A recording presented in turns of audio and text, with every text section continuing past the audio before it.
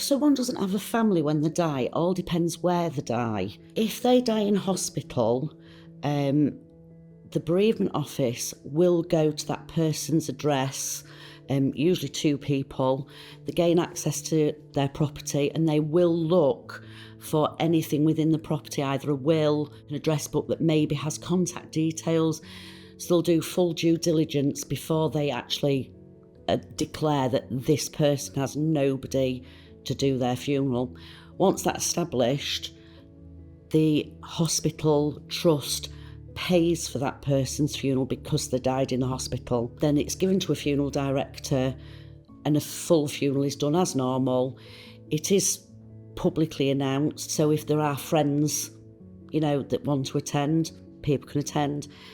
With our funeral home, if nobody does attend, when we get down to the crematorium and there's no family or friends, we will sit in so that at least they had somebody in the service, and we still do a full service, even if we're the only mourners sat there. If people die without a family, there are a range of scenarios. A friend may organise the funeral, the affairs may be left to the solicitor, or the local council might undertake the funeral.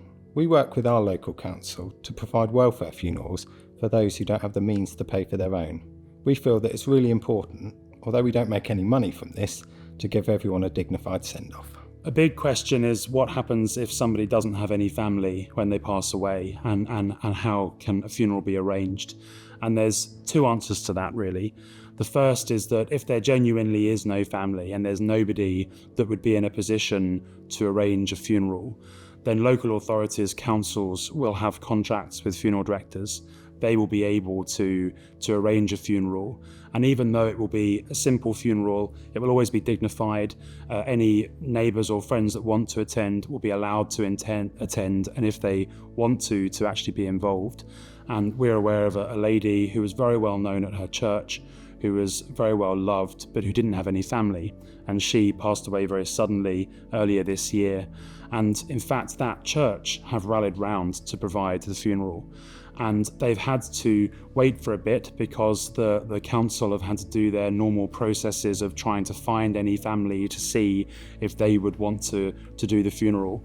But as no family have appeared, the coroner has given permission for the church community to effectively act as the family and to contract a funeral director to carry out a funeral.